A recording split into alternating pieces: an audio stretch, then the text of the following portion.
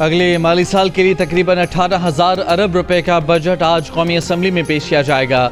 नए बजट में तकरीबन 2,000 अरब रुपए के नए टैक्स आयद किए जाने का इम्कान। तमाम शोबों में टैक्स इस्तिस्ना ख़त्म करने की भी तजवीज़। ज़राए के मुताबिक टैक्स रेवेन्यू का हदफ 14,131 अरब रुपए और नॉन टैक्स रेवेन्यू वसूली का हदफ 5,167 अरब रुपए रखने की तजवीज़ है।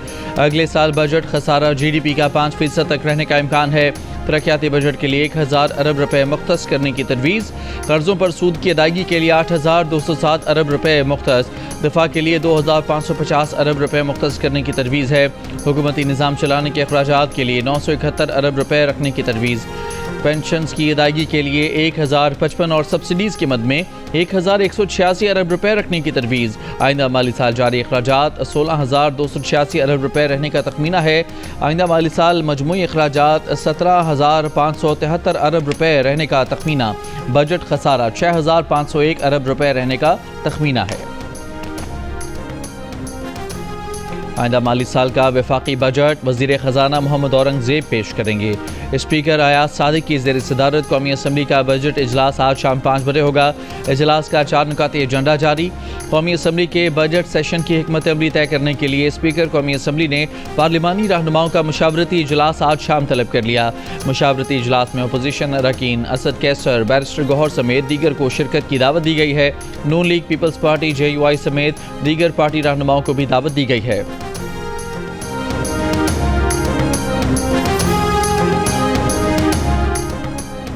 वज़ीर ख़जाना मोहम्मद औरंगज़ेब ने रवा माली साल का इक़्तिसादी जायज़ा पेश कर दिया। बताया गया कि पाकिस्तान पर मजमूई कर्ज़ 76,000 अरब रुपए से तजावुज़ कर गया है। मकामी कर्ज़ 51,518 अरब रुपए जबकि बैरूनी कर्ज़ 24,489 अरब रुपए हो गया। GDP ग्रोथ 3.6% हदफ से कम रहकर 2.68% रही। जुलाई से मार्च तक 9 महीनों में वसूलियाँ 13,037 अरब रुपए जबकि अखराजात 16,034 अरब रुपए के हुए। माली साल के पहले 10 माह में अफरात ज़र 26% से कम होकर 4.7% पर आ गई। ज़रई शोबे की ग्रोथ 2% हदफ के मुकाबले में सिर्फ 0.5% रही। अहम फसलों कपास, गंदम, गन्ना, मकई और चावल की ग्रोथ मजमूई तौर पर मनफी 13.49% रही। लाइव स्टॉक सेक्टर बेहतर रहा। शरह अफजाइश 3.8% हदफ के मुकाबले में 4.72% रही। सनती शोबे की ग्रोथ का हदफ 4.4% था जो 4.77% रहा। वज़ीर ख़जाना मोहम्मद औरंगज़ेब ने कहा है कि भारत के साथ जंग पर उठने वाले अखराजात बड़ा मसला नहीं। आइंदा साल के बजट में अखराजात शामिल होंगे।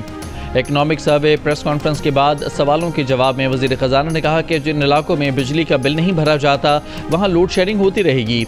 पास्को करप्शन का गढ़ था, पास्को ख़त्म करने जा रहे हैं। मौसमियाती तब्दीलियों पर सालाना 6 से 700 मिलियन डॉलर खर्च करेंगे।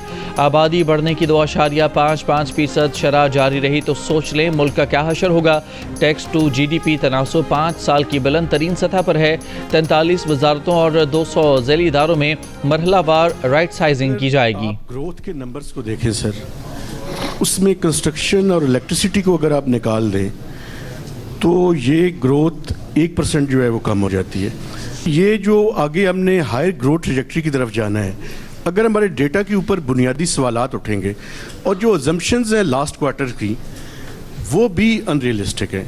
जो पब्लिश डेटा है I would stand behind it for the simple reason कि ये PBS का डेटा नहीं है, प्लानिंग का डेटा नहीं है, गवर्नमेंट ऑफ पाकिस्तान का डेटा है।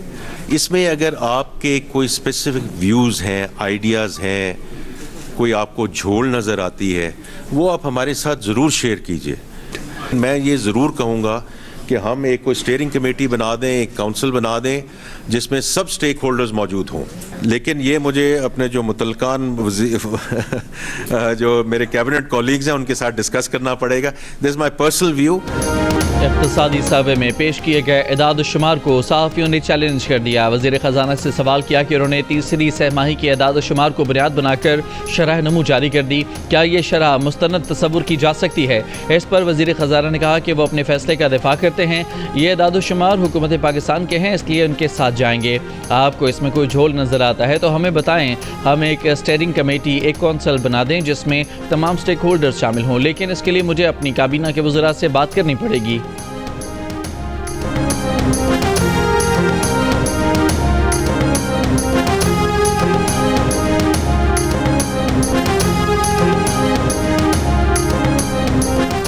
پاکستان کے اعلیٰ سفارتی وفد کی برطانوی پارلیمنٹ میں برطانوی اراکین پارلیمنٹ کو بریفنگ۔ بلاول بھٹو نے کہا کہ اگر برطانیہ چاہتا ہے کہ خطے میں تجارت کے مواقع کا فائدہ اٹھائے تو اس کے لیے ضروری ہے بھارت اپنے عوام سمیت خطے کو تقسیم کرنا چاہتا ہے، مگر امن کا پیغام جیت جائے گا۔ مواقع کا فائدہ اٹھانے کے لیے امن ضروری ہے، مودی کے جنگ اور نفرت کا پیغام ہار جائے گا۔ ہنا ربانی کھر نے کہا کہ برطانوی اراکین پارلیمنٹ کا ریسپانس بہت مثبت رہا۔ بلاول بھٹو زرداری کی برطانوی تھنک ٹینک چیٹم ہاؤس سے ملاقات۔ International institute for strategic studies میں بھی گفتگو۔ پاکستانی وفد کی برطانوی پارلیمانی under secretary of state ہیمش Falconer سے ملاقات۔ ہیمش فالکنر کی تمام تنازعات کے پرامن حل اور کشیدگی کے خاتمے کے لیے برطانیہ کے تعاون کی یقین دہانی۔ انہوں نے کہا کہ برطانوی حکومت جنوبی ایشیا میں امن و استحکام کے فروغ میں اپنا کردار ادا کرتی رہے گی۔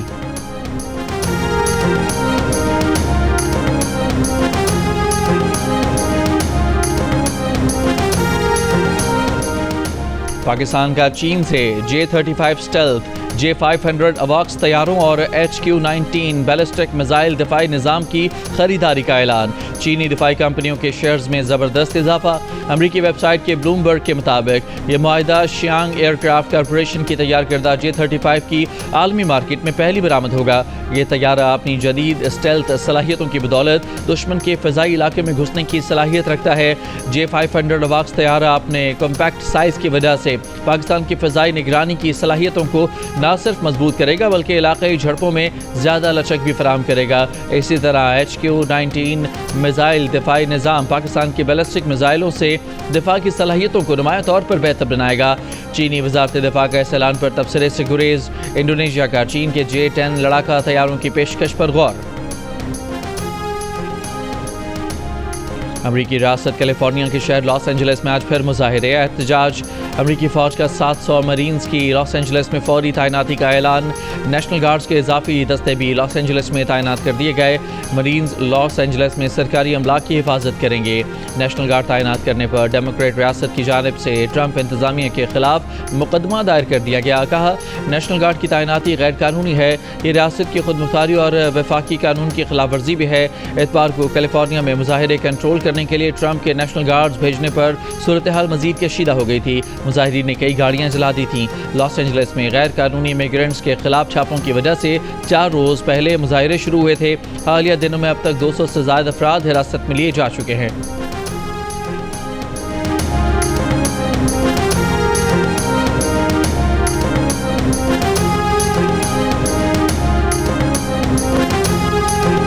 امریکی صدر ٹرمپ نے کہا ہے کہ ضرورت پڑی تو کیلیفورنیا میں مزید نیشنل گارڈز تعینات کریں گے۔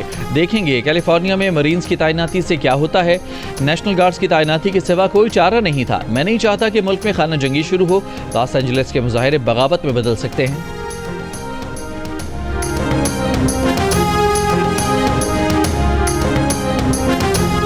اپوزیشن لیڈر عمر ایوب نے کہا ہے کہ گزشتہ سال ریونیو 12,970 ارب روپے تھا، اس سال 14,000 سے زائد تک لے آئے۔ اس وقت جو گروتھ ریٹ دکھائی دے رہی ہے وہ ایک غبارہ ہے۔ زراعت میں ساری فصلوں کی گروتھ منفی رہی ہے۔ مارچ 2022 میں جو 50,000 کما رہا تھا اس کی اب ویلیو 20,833 کے برابر ہے۔ ملک میں غربت 44.7% تک پہنچ گئی ہے۔ 11.4 کروڑ آبادی سطح غربت کے نیچے چلی گئی ہے۔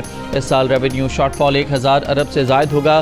پیٹرول پر لیوی 80 روپے ہے جو اس بار 100 روپے تک لے جائیں گے۔ دنیا میں پیٹرول کی قیمت کم ہوئی ہے اور پاکستان میں بڑھ رہی ہے۔ 7,000 میگا واٹ بجلی وافر ہے، لوگ خریدنے کے لیے تیار نہیں۔ اسلام آباد میں پریس کانفرنس کرتے ہوئے سیکرٹری اطلاعات PTI شیخ وقاص اکرم نے کہا ہمارے 6.5% گروتھ کو حقارت کی نظر سے دیکھا کرتے تھے، ان کی تیسرے سال تک مجموعی گروتھ 1.5% ہے۔ یہ گروتھ بھی فارم 47 کی طرح کی دکھا رہے ہیں۔ مشیر خزانہ KP مزمل اسلم نے کہا کہ 2.7% GDP گروتھ بھی شرمندگی والا نمبر ہے۔ زیادہ ٹیکسز کی وجہ سے عوام کی قوت خرید کم ہو گئی ہے۔ اکنامک سروے پر جیو نیوز کی خصوصی ٹرانسمیشن۔ وزیر خزانہ کے مشیر خرم شہزاد نے کہا دنیا میں گروتھ کم ہونے کے باوجود پاکستان میں گروتھ ریٹ بڑھا اور مہنگائی بھی کمی آئی ہے۔ معروف صنعت کار عارف حبیب نے کہا کہ کسانوں کے لیے بہتر پالیسیاں بنانا ہوگی۔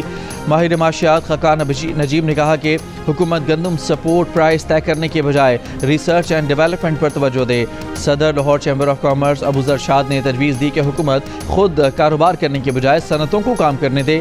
ماہر ٹیکس امور اشفاق اللہ نے کہا کہ زرعی ٹیکس بڑھائے بغیر معاشی ترقی کا خواب پورا نہ ہوگا۔ عارف حبیب گروپ کی ریسرچ ڈائریکٹر ثنا توفیق کے مطابق زیادہ شرح سود کاروبار کے لیے تشویشناک ہے۔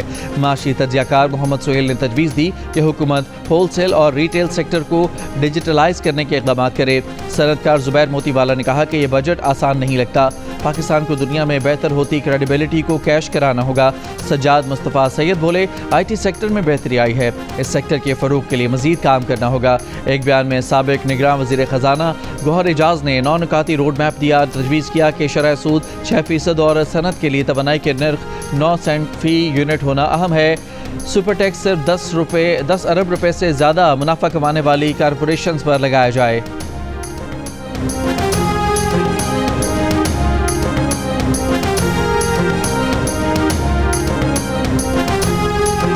عید الاضحیٰ پر ملک بھر میں 69,77,000 جانور قربان کیے گئے۔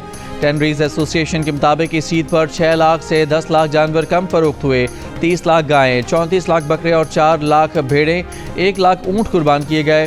اس عید پر جانوروں کی قیمتوں میں کمی کا رجحان بھی دیکھا گیا۔ قربانی کے جانوروں کی فروخت کا کل تخمینہ 500 ارب سے کم ہے۔ گائے کی قیمت میں 25,000 سے 1.5 لاکھ روپے کمی ریکارڈ کی گئی۔ بکرے کی قیمت میں 10 سے 50,000 روپے تک اضافہ ہوا۔ اس سال کھالوں کی مالیت کا تخمینہ 6 ارب 35 کروڑ روپے لگایا گیا۔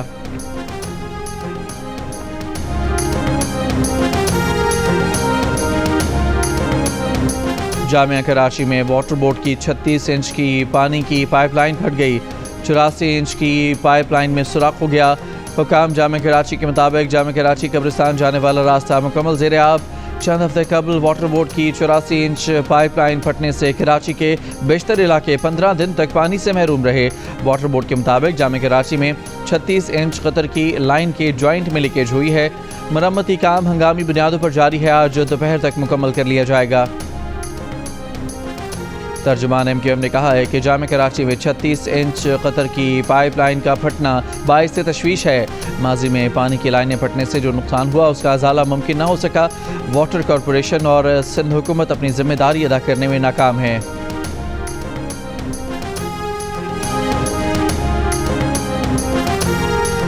حیدرآباد قاسم آباد کے علاقے میں پولیس کی 15 چوکی پر کریکر دھماکہ۔ پولیس کے مطابق نامعلوم حملہ آور پیٹرول بم پھینک کر فرار ہو گئے۔ واقعے میں کوئی جانی نقصان نہیں ہوا۔ 2 ہفتے کے دوران پولیس پر یہ دوسرا حملہ ہے۔ اس سے قبل نسیم نگر تھانے پر بھی پیٹرول بم پھینکا گیا تھا۔ کراچی کے علاقے اسکیم 33 مدراس چوک کے قریب شہری کی فائرنگ سے ایک ڈاکو ہلاک ہو گیا، دوسرا زخمی۔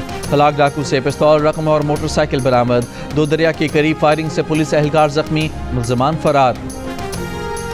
شمالی وزیرستان کی تحصیل بویا میں 2 گروپوں میں فائرنگ، 4 افراد جاں بحق، 2 زخمی، اسپتال منتقل۔ ڈی پی او کے مطابق واقعہ پرانی دشمنی کی بنا پر پیش آیا۔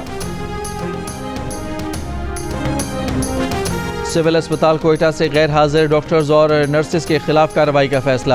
محکمہ صحت کے مطابق عید کے دوران 18 پوسٹ گریجویٹ ٹرینیز اور ہاؤس آفیسرز غیر حاضر پائے گئے۔ غیر حاضری پر 15 کانٹریکٹ نرسوں کو ملازمت سے فارغ کر دیا گیا۔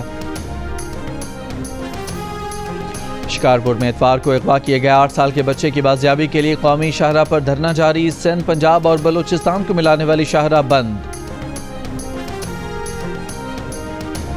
ملکی اور غیر ملکی سیاحوں کی بڑی تعداد گلگت بلتستان پہنچ رہی ہے۔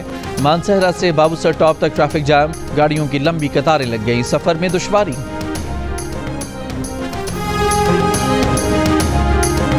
امریکہ اور ایران کے درمیان جوہری مذاکرات کا 6واں دور اتوار کو مسقط میں ہوگا۔ ایرانی وزارت خارجہ کا اعلان۔ امریکی صدر ٹرمپ نے کہا کہ ایرانی مذاکرات کار سخت موقف کے حامل ہیں۔ ایران کے حوالے سے ہم بہت زیادہ کام کر رہے ہیں۔ پیر کو اسرائیلی وزیراعظم کے ساتھ ایران سے متعلق بھی بات ہوئی۔ ایران کے ساتھ بات چیت جمعرات کو ہوگی۔ وہ ایسی چیزیں مانگ رہے ہیں جو آپ نہیں کر سکتے۔ ایران افزودگی کرنا چاہتا ہے جو ہم نہیں مان سکتے۔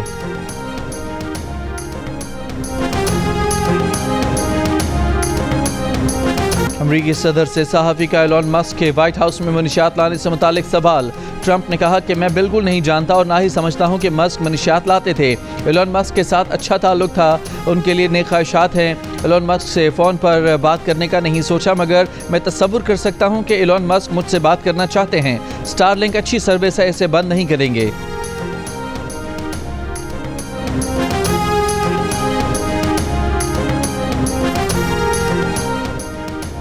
لندن میں برطانوی فارن آفس کے سامنے غزہ میں اسرائیلی مظالم کے خلاف مظاہرہ کیا گیا۔ مظاہرین نے مطالبہ کیا کہ برطانیہ فوری طور پر اسرائیل کو اسلحے کی فراہمی بند کرے، فوری طور پر غزہ میں خوراک کی فراہمی یقینی بنانے کے لیے اقدامات کرے۔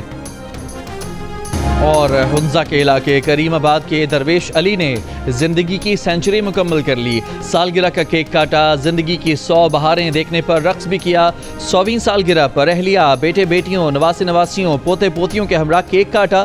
اہل علاقہ بھی پہنچے، ہار پہنائے اور مبارکباد دی۔